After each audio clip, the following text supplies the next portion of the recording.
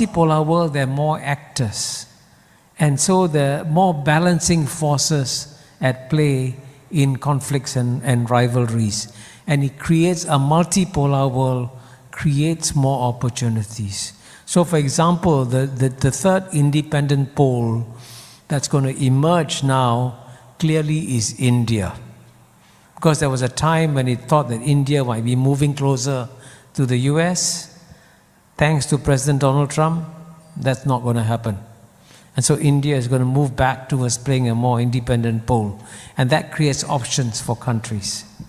And so therefore, it's a very fluid, dynamic, changing world, but the result will be a multipolar world.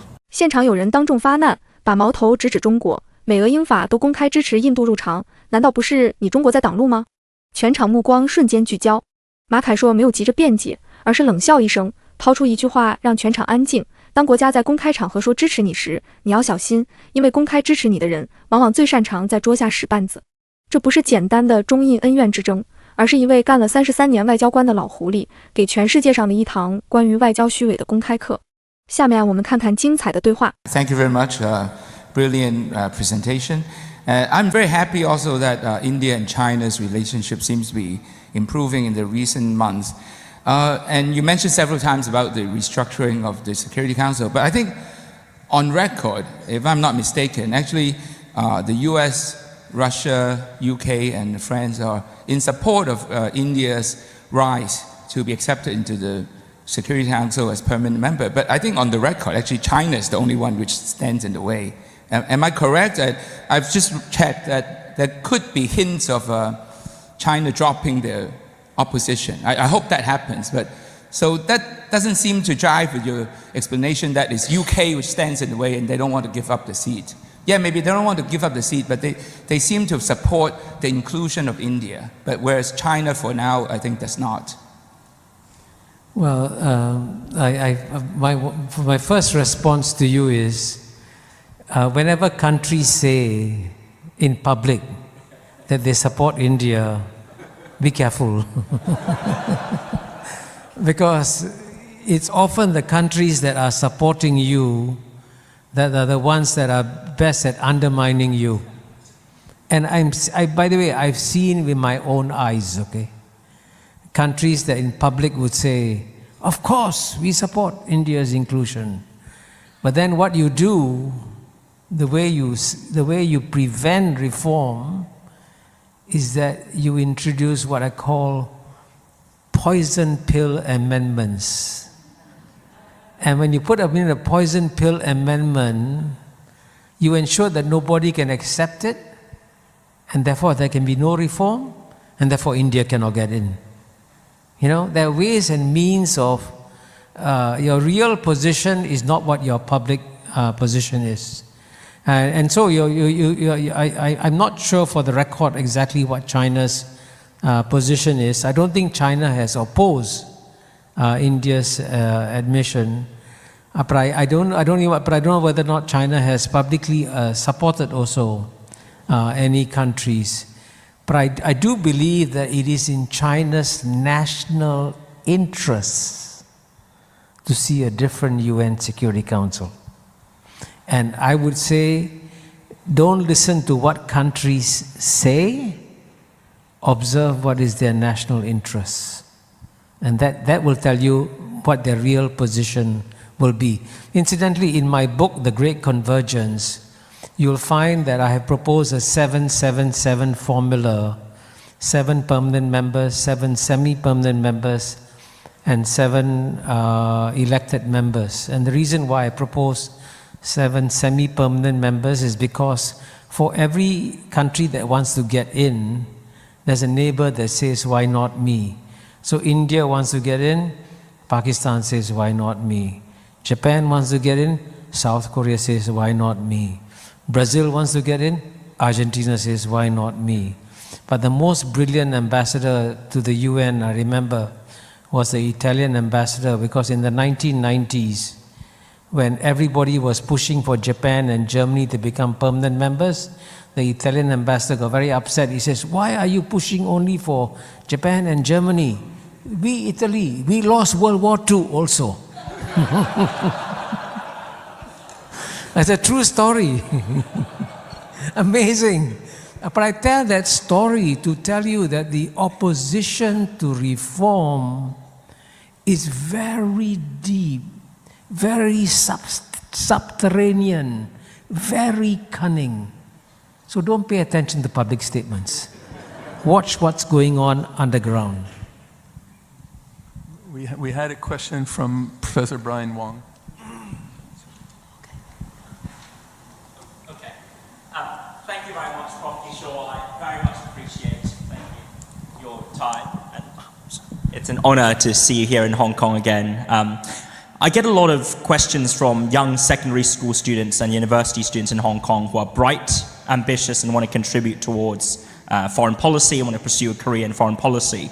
But as it stands, I think Hong Kong youth often struggle with entering into the mainland foreign ministry system and also making a difference for their own country, which is China. What advice would you give to Hong Kong youth if they want to pursue a career oriented around international affairs? And what advice would you give to the government in relation to cultivating future diplomats on behalf of China? Thank you. Well, I think one lesson I learned now, I mean, since I was a career diplomat for 33 years, and I've stepped down. Clearly, I've now been independent for 21 years. And you can make a difference on the global scene by serving as a diplomat. And I enjoyed my 33 years as a diplomat. I mean, I learned more from my 2 years as being ambassador on the UN Security Council than I learned the previous 30 years. Because I learned how naked power is. When I tell you that geopolitics is a cruel game, I can say that with great conviction because I saw with my own eyes how cruel it is. I've seen it.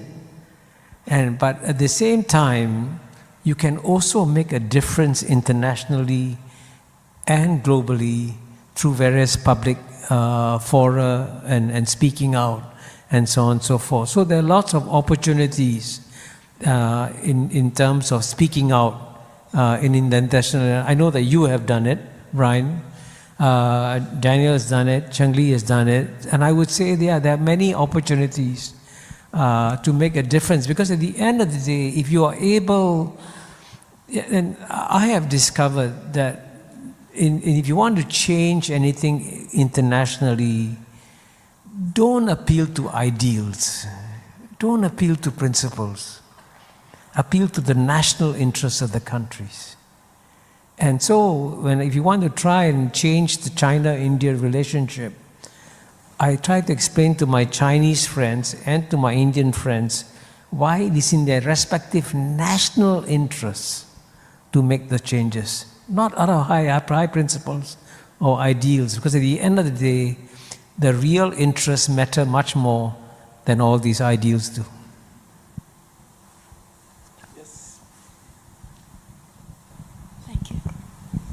Sally Chen, if I might switch gear a little bit, just ask a question about global finance. So you talked about the structural change that we've seen, but the global financial structure, infrastructure, is very much still denominated and anchored in the US dollar. So global trade, access to finance very much depend on access to dollar, including in places like Hong Kong. So how do you see this dollar dominance and the global financial infrastructure that's still very much anchored in a, say, US-centric system affect the path of globalization or structural change going forward? How does that affect dependence on dollar, if I might just ask that? Well, you're absolutely right. The dollar is completely indispensable to the global financial system. The dollar will remain the global reserve currency for decades to come. And even if the Chinese economy becomes bigger than the US economy, and I think it could happen in, let's say, 10 to 15 years from now, the US dollar will still remain as the global reserve currency. That's a fact. But at the same time, some of the recent actions that have been taken by the US, by the West, have led to countries questioning their reliance on the US dollar. So, for example, the seizure of the Russian assets of $300 billion is clearly illegal under international law. You can't do it unless the UN Security Council mandates it, right? But that gesture has led to many countries saying, now we got to hedge our bets. We cannot put all our reserves in US dollars. So there's a progressive, very slow process of moving away from the US dollar in many years. And the other danger that the US dollar faces is that now right now, for example, when China exports cars to Argentina, it gets paid with dollars. Argentina exports beef to China, it gets paid with US dollars. Surely you can create a new mechanism using blockchain technology and all that to bypass the US dollar. That hasn't happened yet, but the pressure to look for alternatives has grown significantly.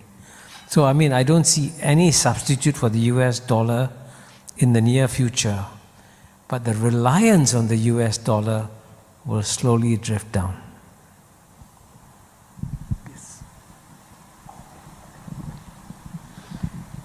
Hi, my name's Alvina.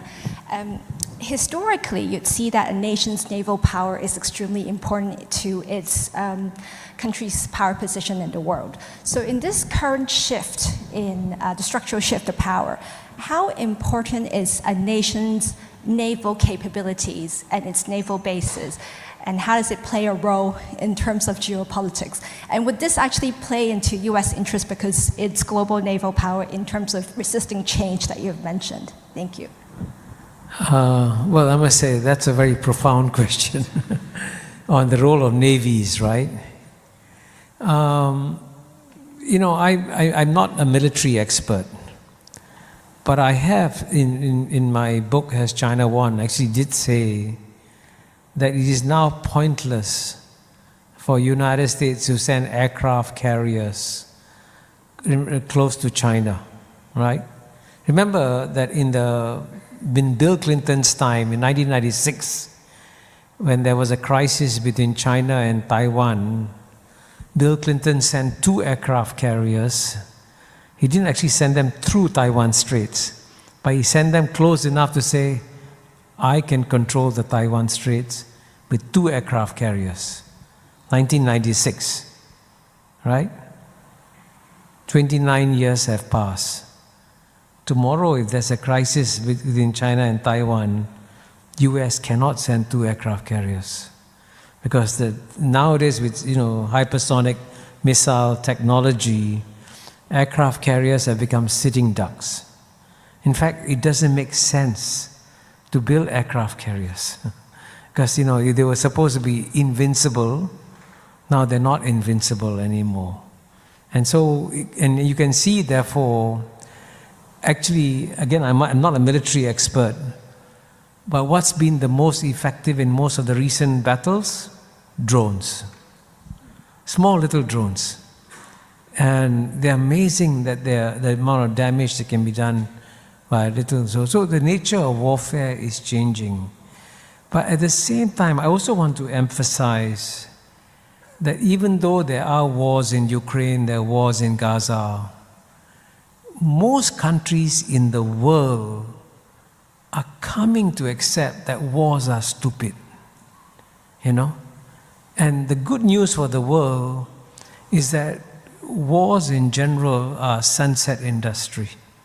There are some places where they break out, and I run something called the Asian Peace Program, by the way, at the National University of Singapore. You can Google and look at it at our website. And I assert there that wars are a result of geopolitical incompetence. The Ukraine war could have been avoided if the Europeans had shown some sensitivity of what are Russia's core national interests. It doesn't mean that the Russian invasion of Ukraine is justified, but you could have prevented it by acknowledging that Russia has got legitimate security interests. And in the same way, the Gaza war could have been avoided if the West had tried harder, pushed harder for a two-state solution between Israel and Palestine.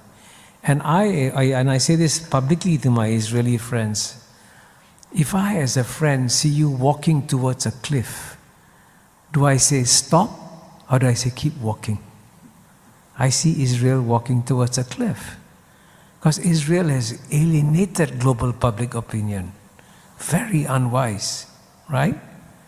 So, at the end of the day, if you want to prevent wars, to go back to my earlier point, you got to be very cunning in geopolitics, understand countries' core interests, and work around them. Thank you. We had 2 questions, very quick. Each of you speak on that table very quickly, please. Yeah. Oh, thank you, Professor Mahbubani, a journalist from the South Nanfang Media Group. I want to ask a question goes to the, you are hailed as a muse of the Asian century. So how should China, India, ASEAN, and other Asian countries can coordinate to join to shape a more inclusive and sustainable Asia century, based on, especially in global governance, climate response, and maybe multilateralism? Thank you. Take the other question as well. Yeah, thank you, Ambassador Mahbubani. So my name is Li Chen from Chinese University of Hong Kong. So my question is about the idea of multipolar world, the idea of multipolar global order.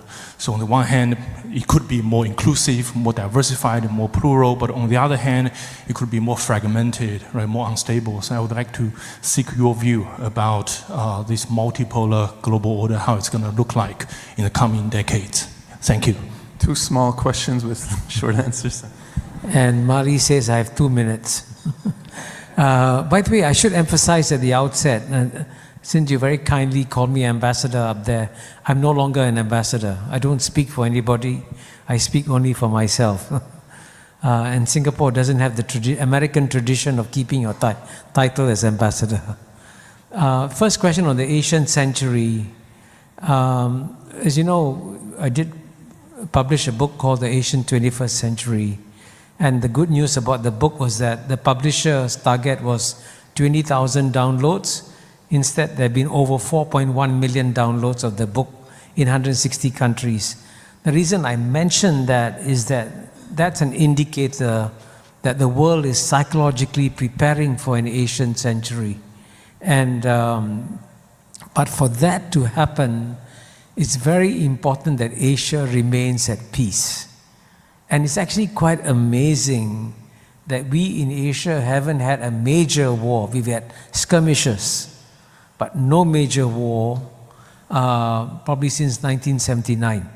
It's quite amazing. And this is a stunning feature of Asia that no one has acknowledged.